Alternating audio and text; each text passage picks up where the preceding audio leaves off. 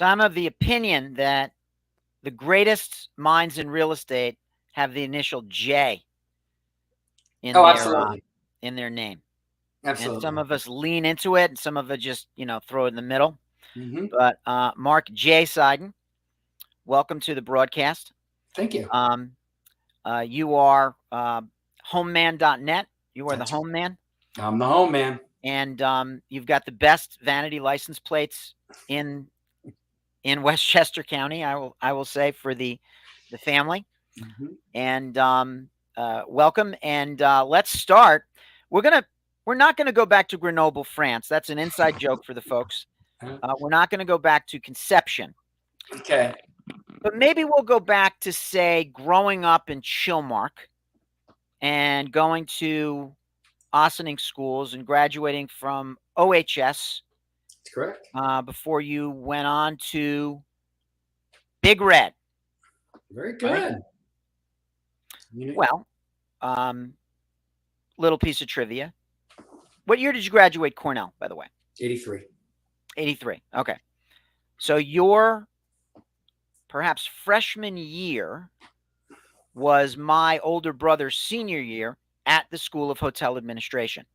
Wow. Oh, so he went to the hotel school also? Class of 80. I did not know that. Yeah. So let's see. So 80, 81, 82, 83. So you got your freshman year was 79. Right, correct. I agree about the J. Yes. Timmy J. So another example of real estate being the accidental career. You weren't going to go into real estate. You were going to do something else. Tell me about that. Oh, absolutely not. So I graduated from the Cornell Hotel School in 83. And just as another piece of trivia, I was the first person in the hotel school to double major in nutrition. I actually didn't double major in nutrition, but I left there with nutritional sciences courses from the human ecology school, where I was the first Cornell Hotel School graduate to then go on to a postgraduate program to become a registered dietitian, which I did at UC Berkeley. I did what they called an externship, not an internship, at UC Berkeley, and I became a dietitian. And the reason why I became a dietitian, and if anybody's ever seen me stand up with the little baby belly that I have, it was not to eat healthily, but I wanted to go into healthcare food service to see if I could bring healthcare food service out of the age of the dinosaurs and into something that actually tastes good while still being nutritionally beneficial for the patients, which is what I did. And you did that. And how long were you in that? And at what point did you decide, I'm going to sell houses? Yeah. So my mother had been in real estate and owned her own office for a long time. And she was in real estate, sometimes since the 70s. So for those who may go even further back than I do, my mom worked for Ron Herbst Realtors in Tarrytown for quite a few years, and then worked for someone in Briarcliff, and then opened up her own office. So she was in real estate, and she kept saying, "Oh my goodness, Mark, you're a natural. You should go into sales. You should be real estate." I'm like, I'm not going to work in real estate with all those people and all these women who have all these handbags that I can't even pronounce. I'm not doing it. So I did do healthcare food service for a while, and I grew up the ranks there pretty quickly. And to actually a point, just as a side point, where one of the hospitals that I worked at, we actually got written up with a newspaper of the best place for people to have lunch in our cafeteria, in a hospital cafeteria. So we actually had people from the outside coming into our hospital to have lunch. which was really cool because, at the time people didn't even know what a theme day was. So we used to do theme days and, for every week we did some sort of theme day. So that was a lot of fun. And another hospital I worked at, we started something called Club 60. So for those, and now that I'm over 60, it's like it really should have been Club 80. But for Club 60, what does a hospital want to do? A hospital wants to bring in as many people to experience the hospital, not in the hospital setting, but to want to know the hospital and be comfortable with the hospital. So again, in the cafeteria, we created something on, I think it was Wednesday nights, called Club 60. So we invited a whole bunch of people. We got some sort of mailing list, again, not internet back then, mailing list and advertising. I was advertising in the local paper Goleta Valley, which is in Santa Barbara. And we invited all these people. So again, they were coming in on Wednesday evenings into the hospital cafeteria to have a meal and have a social time and everything like that. And it got huge, and be careful what you wish for because you may get it. It got so big that we started getting a lot of complaints from the hospital staff that they couldn't get their meals fast enough on their breaks when they were working at the hospital. So we had to work some things out. But so I did that for a while, and it was really, really great until I got recruited to, and by the way, all this was in California, until I got recruited by my mother. All right, so I'm going to stop you there for a second. Go ahead. I have two observations. Go ahead. One, if you're going to do something, do it great. Yep. And two, let's talk about Lois Seiden. So Lois Seiden was no dummy. This woman could sell snow to an Eskimo in a blizzard, and they say thank you. Yep. So I remember Lois Seiden real estate. I remember her advertisements in church bulletins. Yeah. I remember her signs. I think it was sort of a scripty Lois Seiden logo. Correct. That's correct. Actually, I created that logo for her, which was interesting. And she had the best New York Times ads. I mean, everybody was trying to duplicate her New York Times ad. But my mom was not stupid. So she knew that she had to get me back to New York before she could get me into real estate. So a friend of hers was a recruiter, and actually a food service recruiter for food service executives. So she had someone call me and recruited me and flew me out to interview for a job actually at a law firm to be in charge of the food service department, because it was a huge food service department. It had got tons of partners, and they did a lot of international law. So they recruited me. I went out, I interviewed, I did the whole thing. They said, how much do you want to come out of here? I gave them a ridiculous number, which, was way back then. A number they never would have done because I was very happy where I was. So I gave them the number and they said, great, can you be out in 2 weeks? And literally 2 or 3 weeks later, somehow I was back in New York working at doing food service for our law firm and doing executive dining for a law firm. Clever lady, that Lois Seiden. My head was spinning. It was amazing. So then I did that for about 4 or 5 years, where I got promoted again very quickly because I worked for a contract food service management, to a point where there was one job I always wanted to fill. So again, I'm going to repeat myself. Careful what you wish for, because you may get it. So I always wanted to be a district manager. I always wanted to be someone who was in charge of all the units of all these places that did all the food service. So I got promoted to that, and I was the first person to ever get promoted to that, be under 30 years old. I never hated a job so much in my life. Yep. I was a fireman. All I did every day was put out fires and deal with people complaining. Client complaints. Customer management complaints. Plus some derivation of hospitality is not the formula for a relaxed, successful lifestyle. I still remember. It is the fast path to burnout. So I'll tell you one of the things that got me out really fast. So my dad's birthday was on Christmas. It actually was Christmas Day. We were out for, I don't know if it was exactly, it was Christmas Eve. We were out on December 24th, Christmas Eve, for my dad's birthday dinner. Might have been even Christmas. I can't remember which, doesn't make a difference. there was a huge blizzard on that day. One of my accounts was Long Island Lighting Company when it used to be known as Lilco. Yeah. So my job was calling managers, employees, anybody I could to manage all these Lilco locations to open up the food service facilities because all these trucks were going out because they had to take care of all the electrical, downtime that they had. And you hated your life. My parents were looking, my dad was looking at me like, you like this? And it was nuts. And that was the beginning of the end where then my mom got me. I took her out to lunch very shortly after that. I said, Mom, okay, I'm ready. And within days, I was now an agent in her office at the Lower Seiden Real Estate in Briarcliff Manor. Got it. Yep. Got it. So, and this was 2000-ish, late 90s? So probably. No, it was, believe it or not, it was the 1990s.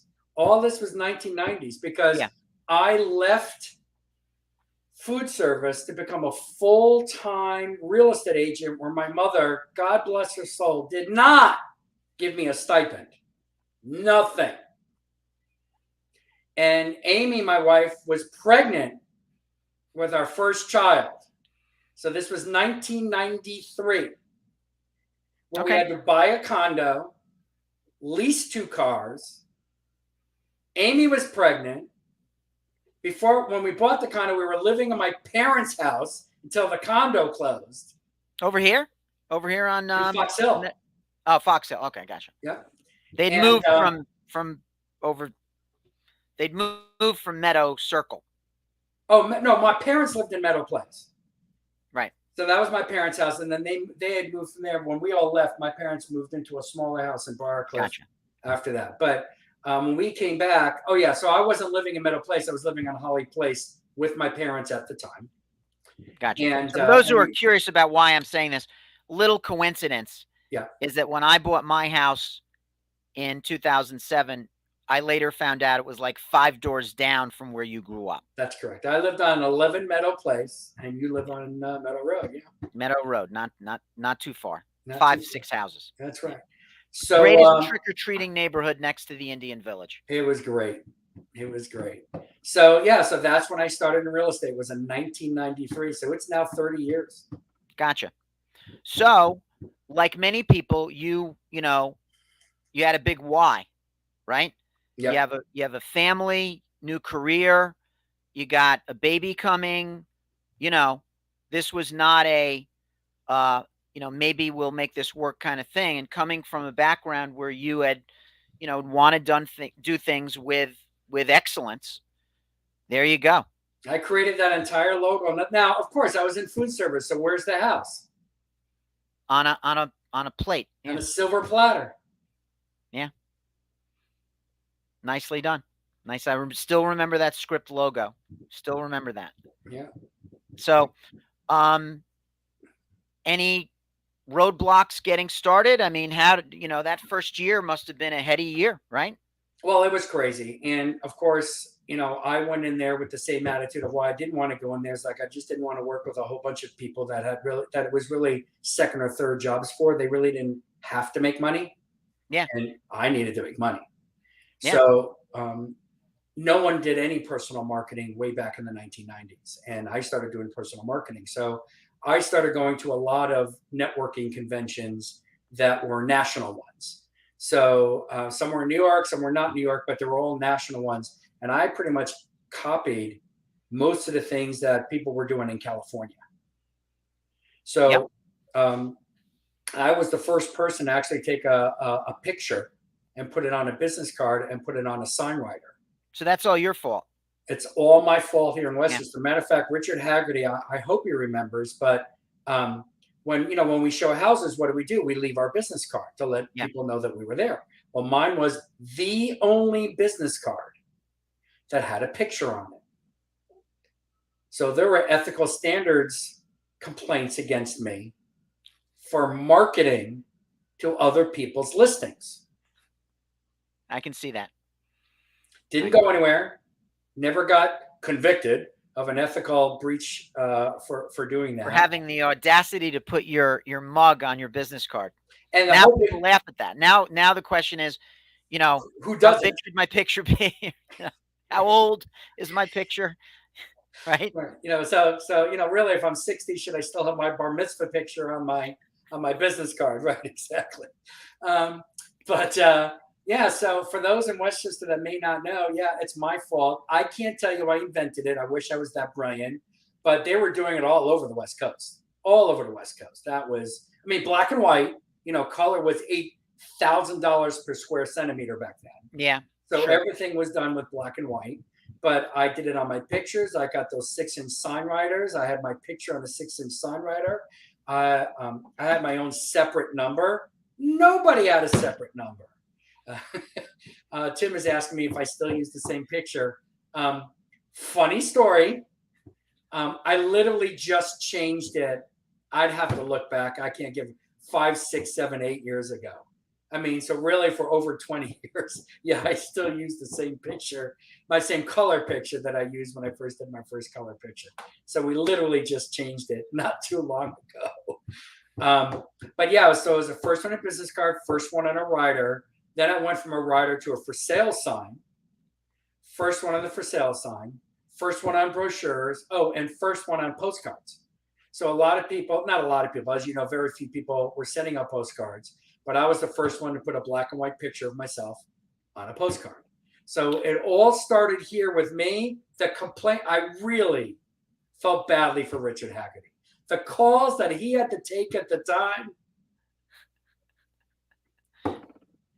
Well, anytime you innovate, you will be accused of cheating, as we have both found out. Oh, that goes without saying. Yep.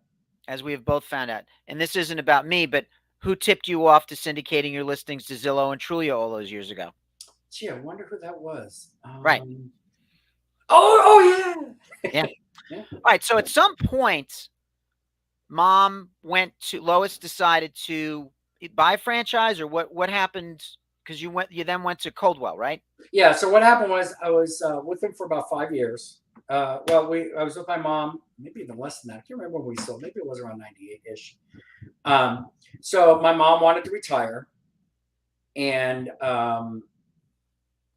so, you know, I started to do all her bookkeeping and all her numbers and commissions and commission splits and everything. And she wanted me to, quote unquote, buy her business. I was going to get it for a song, but she wanted me to buy her business. And I said, well, Mom, to be brutally honest with you, I can make more money not owning than owning. So when I backed out her direct business of what she was getting from her direct clients and just looking at what all the agents did and how much you had to pay the agents at that time, way back then, I could make more money and have less headaches not owning than owning. Devastated her, but she couldn't really argue with the numeric financial facts. So we sold to Coldwell Banker. We never joined a franchise as an owner. We sold to Coldwell Banker Residential Brokerage. And so she ended up being an agent and I ended up being an agent. So I ended up being my mom's #1 agent after about a year and a half in the office because I did marketing. I also got rid of, remember these, Phil? Protected Farms? Yeah. Yeah, I got rid of Protected Farms. Yeah, something about market allocation, Article 12. I'm talking about even just within our own office. I just got rid of Protected Farms. Yeah. Yeah.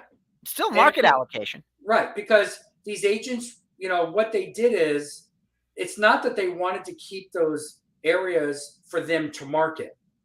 Because if that's what they wanted to do when they were marketing them, honestly, we probably wouldn't have gotten rid of Protected Farms.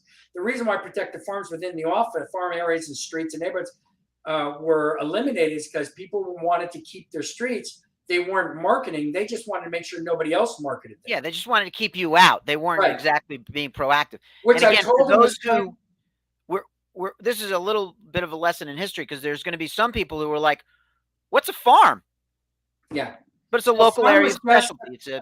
There was farmland in Westchester. farmland in Westchester. Yeah. There was farmland in Ossining. Yeah. So protected farm is basically just a list of streets or neighborhoods that was protected, that each agent had, that they could farm, they could market themselves, where no one from the office would interfere.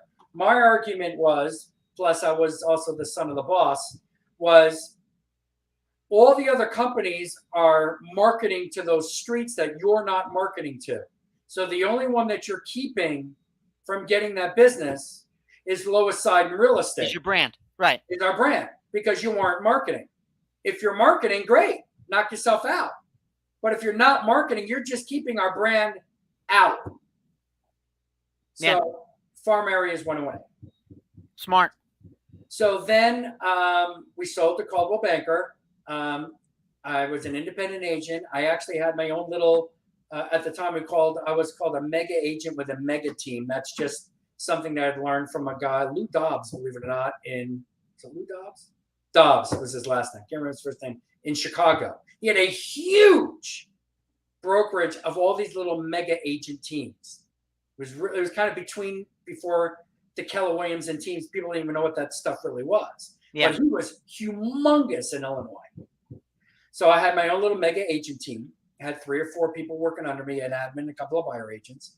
And I did that under Coldwell Banker I think I was with him for, our contract period was like for 5 years.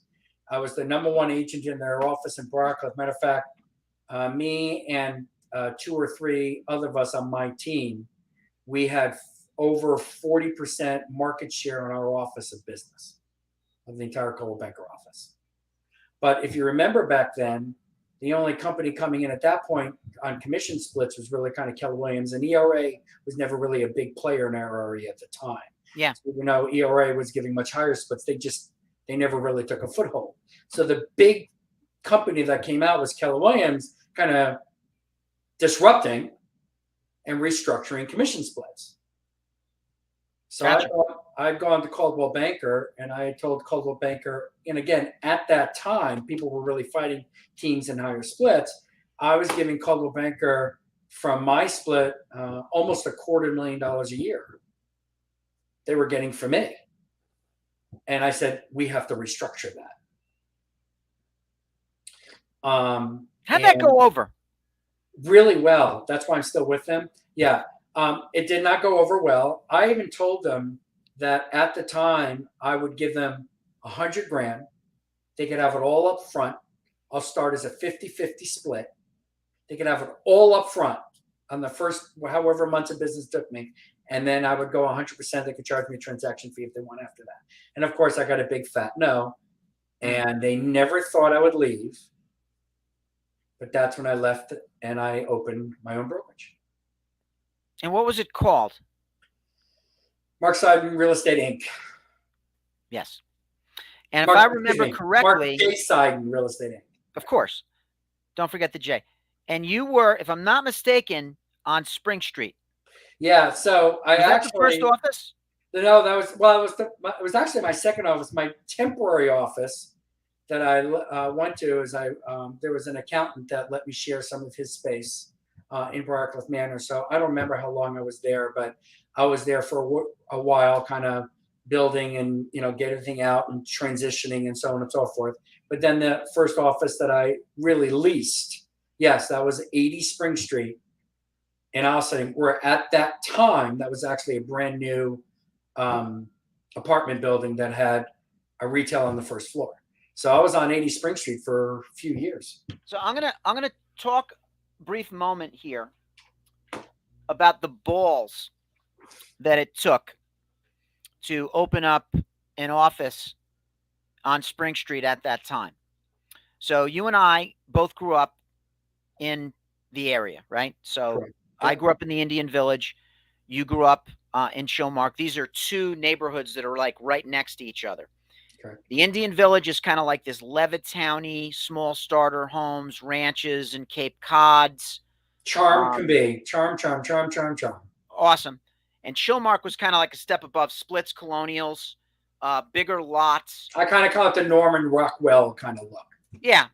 Kind of mid-century baby boom neighborhoods, right? Yep. As a matter of fact, Chilmark Park used to be Chilmark Country Club. Correct. Right? Yep.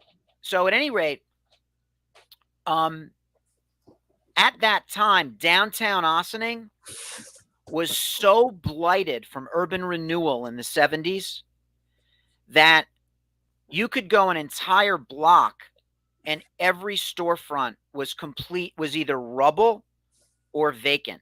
You didn't go there after dark. It was sad. Yep. It was sad. And the promises and the broken promises and just the decades that it took for downtown Ossining to come back, a couple generations. Oh, absolutely, yeah. It wasn't until Bill Hanauer was mayor that I actually saw it reach critical mass. That's correct. And like downtown started to become a. And you know what? Love him or hate him, he really created change. Which again, usually when people create change, they're usually hated more than they're loved. Yeah. Until after the fact. Exactly.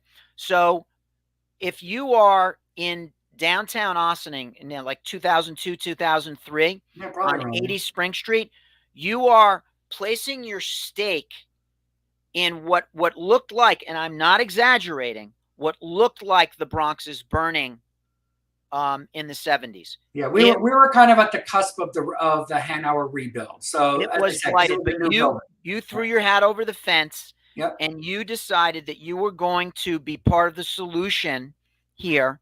Correct. And put your business right in downtown Ossining. Correct. And I've talked about this now for about 4 or 5 minutes of this broadcast, but the balls and the conviction that took cannot be overstated. That took guts. Yeah.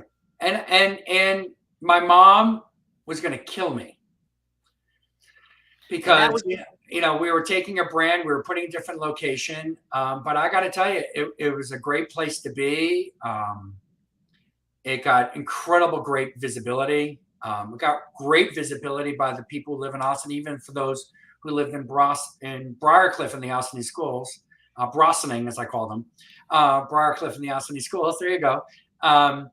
No, it was really great. I love being down there, and I'll tell you, the only reason why I left was that my mom's building ended up being available. She owned a building where my current location is now, 1238 Pleasantville Road. She owned that building. And again, she wanted to get his haircut. That's right.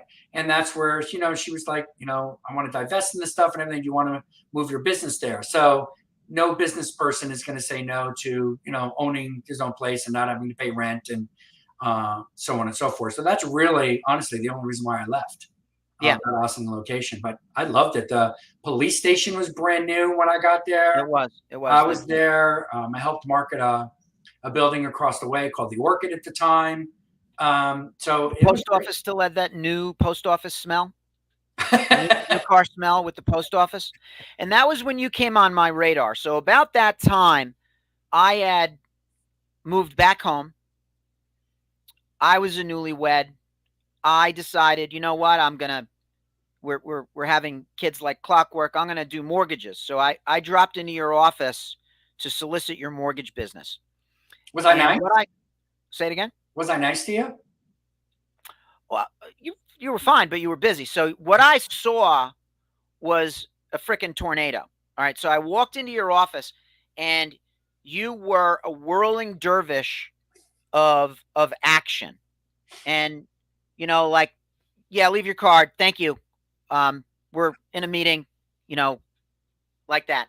But you didn't roll out the red carpet, but you didn't flip me off either. It was the way I would expect someone who's busy to react when someone just drops in on them to cold call them, right? I mean, that's just how that happens. So then, I think you were still there. And I started my brokerage in 2005. And at this point, I'm like the internet whore. I am blogging. I'm looking at all kinds of things. And I had to laugh when you talked about how your mother had the best New York Times ad going. because how times change. So between the 80s and say 2005 and 6, our tipping point here was when I was told you need to stop advertising in the New York Times and double down on the internet, which at the time was a bit of a risk. Oh yeah. And so one of the things I found on there was, and I'm looking for all kinds, I'm blogging, I'm searching, I'm figuring out how to get better results on for my website, all that stuff. We have a picture of our dog on our website at the time. It's just silly. And I find Marquee Brokers, which we talked about the other day. That's correct. And I thought, so this is interesting. This guy knows what he's doing. He's willing to share his knowledge. So I contact you, and that was the first time we had lunch. I think we had lunch at Orfino's. Probably. It took us a while to get together, but it took a few months. Yeah. And you were funny because you were, laser focused. Where's your office? How many listings do you have? What's your specialty? Blah, blah, blah, blah, right? You just all of that. Okay, let's have lunch. No foreplay, huh? Just got to it. If you want to term it that way, I suppose so. But it was so, and we've been really friends ever since. That's correct. Right. And that was, you were still at Spring Street at that time, I think. I don't think you moved to No, but it was pretty close to. But yes, you're correct. Yeah. Yeah.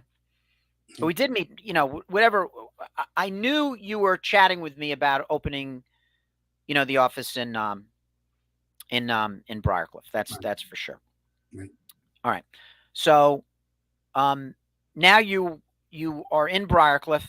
It's sort of, what was it like going from Spring Street to Pleasantville Road in the middle of the village of Briarcliff? That was, talk about two sides, two different worlds, right? Yeah, it was a learning curve, to be brutally honest with you, because Sure. obviously Ossining was a lot more low key. So it was just an easy, honestly, probably even an easier place to work at that moment in time. Briarcliff, it's certainly a little higher on the financial chain, as we call it. So there's some learning curve on expectations and what people wanted you to look like when you're going to their houses and things like that. And it was interesting. And just culture and just even walking around. But, we kind of took it by storm. It was probably easier for me to open there and compete in Briarcliff because, my brokerage has always been a very different model than everybody else's. So everybody else was really, had what I call the traditional model. So you had your owner, or you had your manager, or whatever it is, and you had your 20, 30, 40, 50, 70, 80, 90, 100 agents. You had, everybody had to have a desk. Or if you shared a desk, oh my goodness, how could you share a desk? Right. Now, when I was opening up this small office where I knew my agents were mostly going to be virtual most of the time, unless they were bringing in a client. But I still did things on the team model. So I never changed my model. So when I worked for my mom, I had my mega agent team. When we sold to Coldwell Banker and we weren't owners anymore, I had my mega agent team. Yeah. When I left Coldwell Banker and I opened up Mark J. Seiden Real Estate Inc., which is why we really ended up doing a DBA, the Mark Seiden Real Estate team, is I still have my mega agent team. We never changed our model. Yeah. So I never had an office of 10, 15, 20, 30, 40, 50 agents. We were always small and boutique. It's just my agents always did a lot of business per agent. So you saw the team trend decades before it became so commonplace. Yeah, but again, I saw it and experienced it. I wish I could tell you I was such a genius and I was so brilliant that I invented it. That answer is not. I just was a great copycat, and I was not afraid to change, innovate, and do something new. And if it worked, great. And if it didn't, pivot and let's do the next thing. And so that's what I pat myself in the back for, is I saw all these other innovators disrupting and innovating in other areas. So I just brought it to Westchester. And it's really worked. My agents have made a lot more money per agent. The brokerage made a lot more money for the brokerage. But, I didn't need 30 agents to do so. And I didn't need to have huge overhead with huge spaces with all these desks to do so. So numbers-minded guys who are good businessmen and look at the numbers, and, you've recounted your conversation with your mother about, how the numbers should work, and with Coldwell and how the numbers should work, and why it made sense to, branch out on your own. You work back, the math defined your path, as they say. So Absolutely. you saw that, you experienced it, and you went right into the maw of the Great Recession.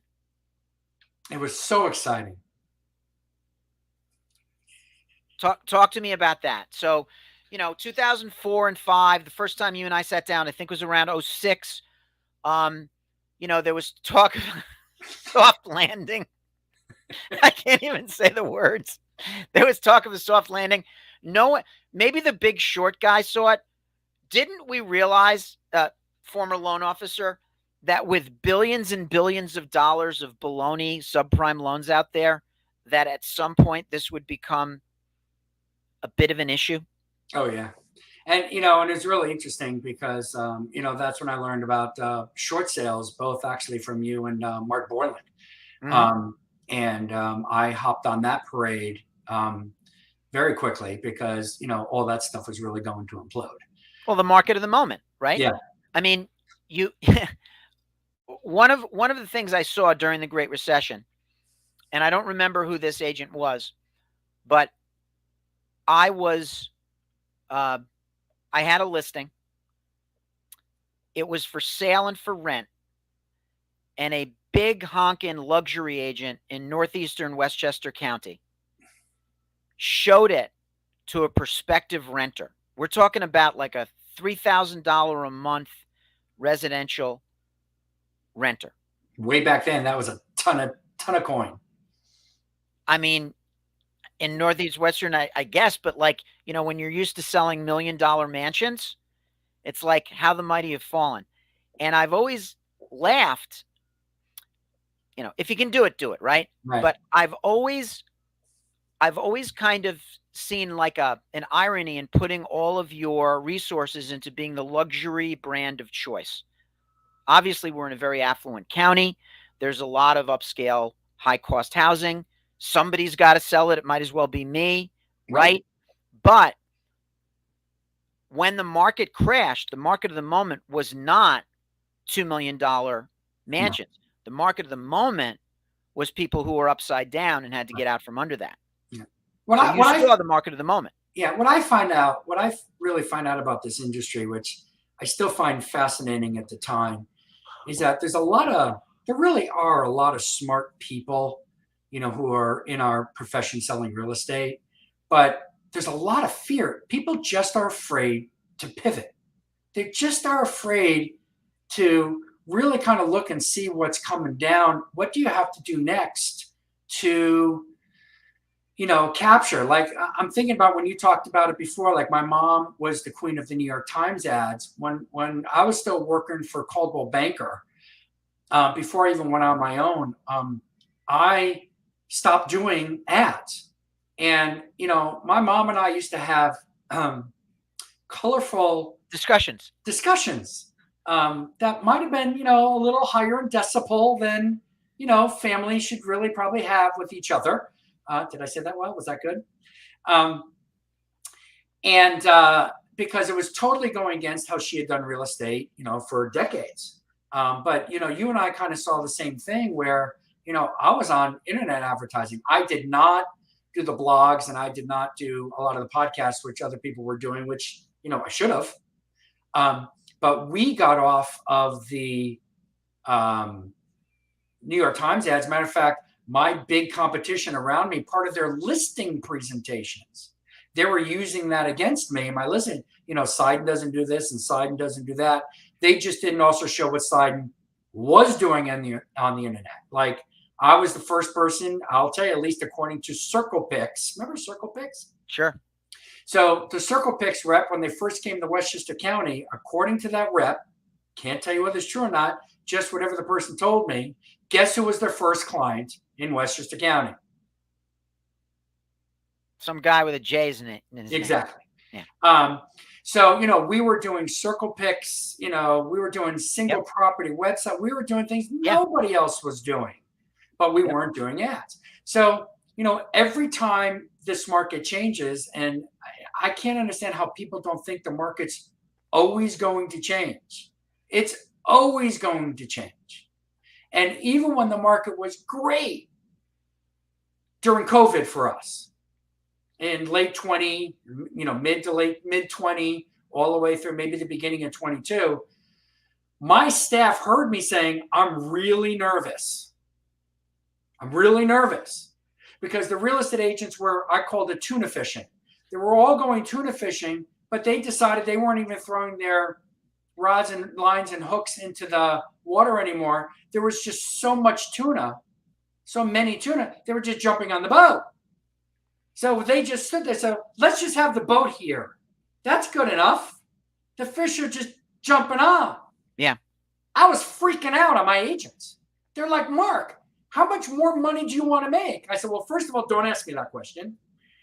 But second of all, everything I'm looking for you guys to do to kind of shift and pivot and get back to marketing and back to asking for referrals and back to calling people that it's not about the business that we're in now. This will not last. It just won't. Yep. And it didn't. Oh. And it wasn't that it didn't last. It thudded. I mean, it's just a thud. It's funny. I tell people this frequently, that the real estate housing is actually a extremely resilient industry. Like people, the interest rates go up and everybody's freaking out. And yet no buyer is able to bend a seller over a barrel in this market right now. Even though interest rates have doubled. Why? Because real estate is resilient. Now you can say, oh, it's because there's limited inventory and blah, blah, blah. Why is that? Because real estate is resilient. There's only one thing historically that has ever tanked the real estate market. It's not war. It's not social and societal unrest. It's not inflation. It's not interest rates. It's not 20% interest rates. It is the inability to borrow money because the entire financial institutions are on life support. Correct. It happened in the late 80s with the savings and loan crisis, and it happened in the late 2000s with the subprime debacle and the Wall Street meltdown. Other than that, everybody lives indoors. Yep. We don't all of a sudden decide, well, you know what? Rates are high, so I'm going to go be an avid camper. It just doesn't happen. No. Right? No. So it happened. That's been the interesting thing about our profession. And way back then, again, advertising was out, marketing was in, and people didn't understand the difference between advertising and marketing. A huge difference between advertising and marketing. And so, and that's kind of what's going on now. And, we all have less inventory now than what we had. So the question is, what are you doing about it? And these big companies, they're laying people off. Now, that has to show you something, that if even in our real estate business, if the big guns are laying off what I call their internal infrastructure, those are promises that, as far as I'm concerned, that they promised their agents of things that brokerage or company's going to do for them, that they're now not going to do because they're laying those people off. Yeah, because they got to keep the shareholders happy. Well, and they do have to make a profit. I mean, there's got to be black at the bottom of the line. It can't always be red.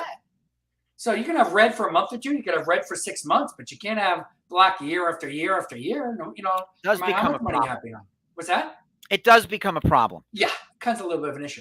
So, what agents really have to look at now, and whether it's, a small box, one company, one office brokerage, or the big boxes, if anybody is laying off staff, I don't really look at that as what they're no longer going to provide to the buyer or seller consumer.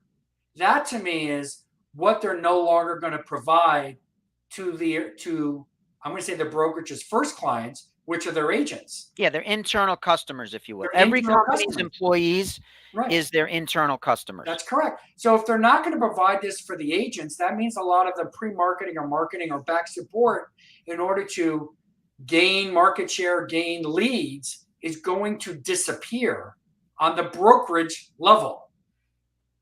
If that's true, what is the agent going to do about it? So they have one of two choices.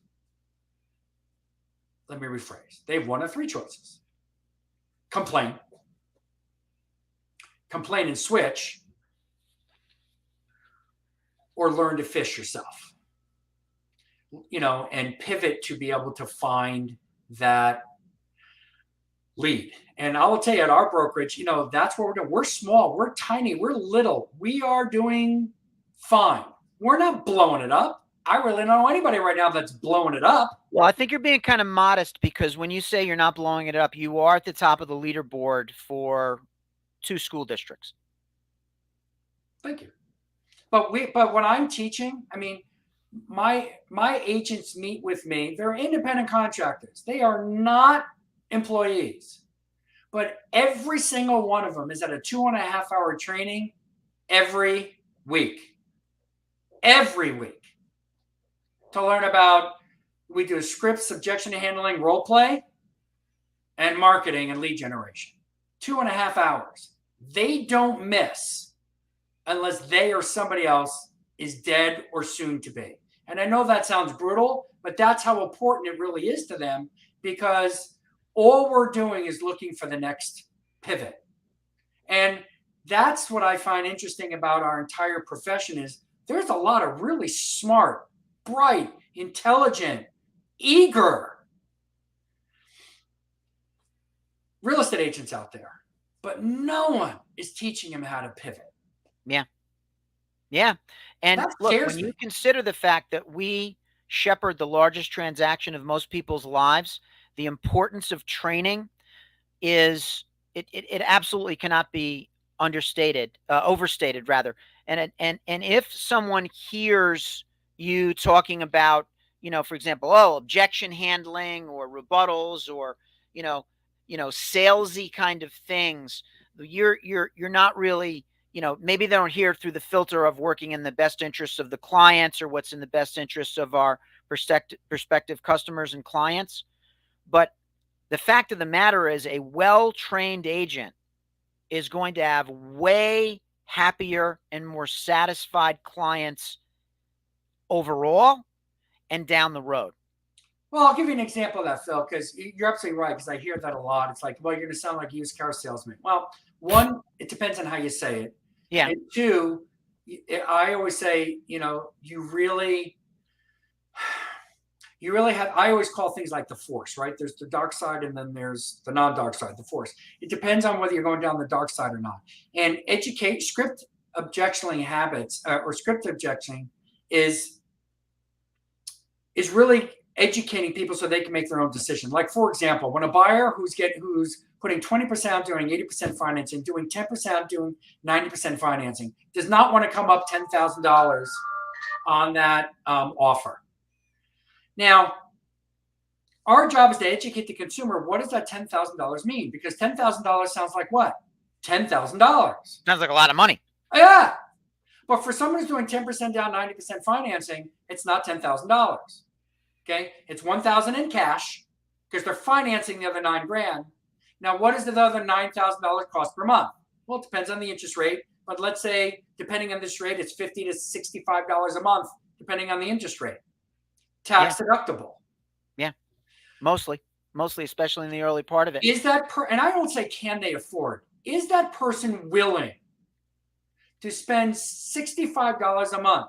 And we sometimes break it down during the day on purpose. $65 a day is $65 a month. $2 a day. $2 a day. $3 a day. And, yeah. And when I laugh at someone says, I'm not spending $10,000 more for that house, but they walk in my office with a $4 Starbucks, which they can enjoy for about an hour between it goes in and out. So they'll spend $4 how many times per day? Yep. For Starbucks, but they won't spend $2 and something like that cents a day to live in a home. A So, frank discussion with a client. yeah. Go on, finish your thought. No, I was going to say, so that's really what objection handling techniques is. It's just give them the correct information. And if they don't want to spend the $65 a month, then I'm fine with that. Then don't. No argument. But just make it real. Yeah, to a large degree, and some may not like how this sounds, but it is true. Because of the infrequency and the unfamiliarity that most people have with the real estate transaction, they almost have to be protected from themselves. And I'll give you a good example. Okay? In any transaction, and I know you're going to relate to this, you're going to have a buyer, a seller, a buyer's agent, a seller's agent, an attorney for the buyer, an attorney on the seller. That is 6 people who have enormous influence on the outcome and the process of the transaction. And if you take the case that its chain is as strong as its weakest link, if, for example, you have an attorney on one side who does not prioritize this or takes forever to get back to the attorney on the other side, or in some way, shape, or form just doesn't do their job the way they should. And by the way, I'll add a loan officer in there just for kicks. So that's a 7th person. So 4 on one side, 3 on the other. Interject. In Sure. our buyer and listing presentation, we have a page. We actually have a spread open page for this. Yeah, these are the players. Yeah, 33 people, usually by minimum. And then yeah, and then we have, well, because you have inspector. Yeah, you've got and your specialty inspector, and then your friends and your people at work, and could be parents or kids, and so we actually it's over 30 people. Right. And realistically, it's over 30 people. Realistically, it is. And so where I'm going with this is this. The seller wants the buyer to sign like yesterday, right? And the buyer hasn't signed yet. They might take a day or 2 or 3 or a week to sign. And the way we do real estate here is we sign after inspections. So you're going to wait a week anyway before contracts get signed. And what happens 72 hours after the contract gets signed, gets sent out to a lot of sellers? Have they signed yet? We need to schedule the inspection. Well, they're playing games. They're not playing games. This is how the process works. And someone who immediately goes into what the hell is going on here mode, because this is stressful and this brings out emotion, they need to be protected from themselves, especially if it is 2 or more people and they become an echo chamber, like a husband and wife, for example, who become an echo chamber of skepticism, reinforcing the doubt and the stress of the other, with no one to let them know, hold on, this is going to take another week. You're going to have to hurry up and wait. That's just the way this is. That's correct. Right. So this is the pivot stuff, is that, I just think more people in our industry should really learn how to pivot and to breathe and pivot so they can change quickly, but breathe. And I think when they do that, it's really great for them and it's really great for their consumer. And I just think it would just make all our lives so easy, because coming down to one of the first things that you said when we first started, when I told you I put my picture, word of the day, pivot, you have to constantly innovate. But when people constantly innovate, people think you're being unethical. And as long as you do it in an ethical and legal, and I'm even going to add moral way, but even though everyone's morals are a little different, but legal, ethical, and moral way, it's not unethical. It's just different. Yeah, people resist change. There's no doubt about that. So the predisposition to resist change is already there. Yeah. So for those who are going to resist change in this market, wow. 'Tis true. Wow. 'Tis true. All right. So the market of the moment, you handle the short sales, and it's been a run, right? So from, I'd say about 2010 onward, you have been setting the pace specifically in the Ossining and Briarcliff school districts, but I'll see you elsewhere too. You've spread your footprint out a little bit. Yeah, we all have to. I've seen. All right. Where do you see the market going right now? Enough about you. Yeah, right. 55 minutes in. Where do Yeah. you see the market going? We're at a low inventory. Rates are higher. Yeah, I think we're going to continue to see low inventory. I do see more inventory coming on now than we did, let's say, a month or two ago. Thank goodness. Yeah, spring.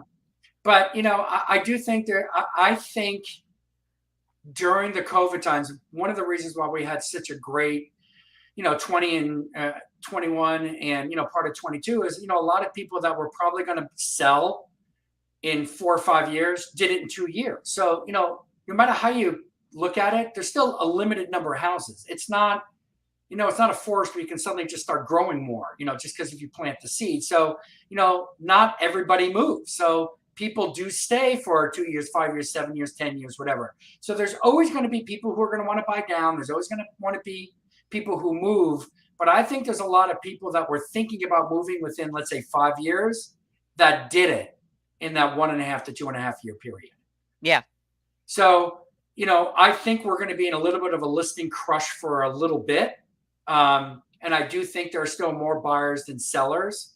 I think we had, if we had 20 listings on at a time, we probably had 150 buyers. Do I think we have 150 buyers for that price range in that location anymore? No. We're probably down to 15 instead of 150, but you're down to 3 listings. So do you still have bidding wars? Yes. In a lot of cases around our micro area of Westchester, Putnam, Dutchess, a few other counties around Rockland, are we still in a seller's market? Yes. Are prices still going up? Yes. Are there still bidding wars, best and finals? Yes. Will you be up against 40 offers? Probably not. But as soon as you're up against 2 or 3 more, do the math. Yeah. Yeah, you don't need 11 offers to have a multiple bid situation. 3. You'd have 2, right? Yeah. So every 12 years down from 2020 peak. I think we sort of sowed the seeds of our own scenario here with the manipulation of interest rates over the years. It's not the interest rates. My mom once got a dozen roses from a guy that when she was selling, even before the 1990s, when she was selling, she got a guy, I think 13 or 14% on the interest, which was like a point lower than usual. The guy sent her a dozen roses because he closed in the house with 13 or 14% interest. Yeah. Well, where I'm coming from is this. If you would organically downsize or move up and you are paying 3.1% interest now, and you are looking at 6.2% interest if you downsize or move up, you do not have the same, you're going to make up reasons to stick around a little longer. Correct. So I think there's a lot of people who would organically sell, but the interest rates are dissuading them. And the other double whammy is that a lot of people who would sell won't because they don't know where they're going to go. Oh, that's a big problem. But even your first problem, it's interesting. I've done, again, I like, math is math. So I've looked at people, I've told, we've kind of sat down and we said, what would it cost you now to buy? Because the interest rates doubled, right? So here's your interest payment. But especially if you're buying down or you're going to a different location, North Carolina, you're leaving the area, whatever it is. Well, how much are property taxes and how much is electric and heat and oil? And by the time we did all that math, all that doubling of the interest, what's going to cost to carry the house, just went away. And they said, because now you're down to lifestyle. So the math now works for you to leave and you want to do a lifestyle change. And even if you're going from location to location, most people don't move because of the math. No. Most people move because of the lifestyle change. Yeah. Because it's what your family needs. It's what you need. You need more bedrooms. You need, or less bedrooms. What is the cost of not doing a lifestyle change? Because that's a cost. Yeah. But do you sound like a used car salesman when you do the math with people and you go to and you think, I guess. But you know what? Used car salespeople are not always lying. Because if you go to that used car salesman's lot and they have this hot red 1967 Corvette car people, don't kill me. If there weren't Corvettes in 1960s, I humbly apologize if I get There it wrong. were. It would have 1967, and I bet Tim is going to come up with an image of one shortly. But it would be the classic There Stingray. it is. That's it. 1967 modified Corvette. But you know, if you go on the used car salesman's lot and you want to buy that car, and then the guy tells you, you know, but there's 3 people that were just here yesterday and this morning, and if you don't buy it quickly, it's going to be gone. And you go, yeah. You don't buy it, but now you come back the next day and it's gone. Do you realize that consumer is completely upset with that sales agent for telling the truth? Because they told the truth. You sold it out from under me. No, I didn't. I told you there were 3, you know, no matter how you slice it. Yeah. So anything where you are brokering or selling or dealing with people who are under the stress of a large purchase, you've already got 2 strikes against you to a large degree. That's correct. Right? Yep. And we all know really that there's so many reasons not to lie, but the most pragmatic reason not to lie is you never have to remember 2 stories. You just, you know, and at my age, it's easy to remember just one version. I find out you really don't need to. Just tell the truth. There's so much information they're already not going to want to hear. Just get it prepared. Most of the people that I find out that are unhappy is that they felt unprepared. Yeah, it is true. It is true. All right. Well, look, we got to wrap this up. So what's the best way to reach Mark J. Seiden? And Tim, you got Mark's URL there. How do people reach our friend here? Yeah, the easiest way is homeman.net, HOMEMAN. Oh, there net. it is. 762-2200 is the other thing. Whoa, who's that guy? That is your bar mitzvah picture. That's right there, that was my first color photo when I had, if anybody wants to see, a lot more hair by at that point in time. I'm thinking so. Yeah. Yeah, that is a older shot, but that is no longer our money shot anymore. We changed that a while ago, but he was probably there for a good 20 years. I love it. Well, you know, Mark, thank you. This was what I tell you? Did I tell you it would go by quickly? Yeah, it really does. It goes by quickly. I really appreciate you giving me the opportunity to be on. We got to do it again. We got to do it again. And you dropped a lot of knowledge here. And I hope people can appreciate the journey that this career is. And look, you get, and let's face it, you get a ton of repeat business. Yeah. And you have a ton of testimonials out there. And you've got video testimonials out there. You are the goods. Your clients are fortunate. I'm happy to call you friend and colleague. Absolutely. And, for years, decades. We'll do it again soon. So take it away, Timothy. Thank you.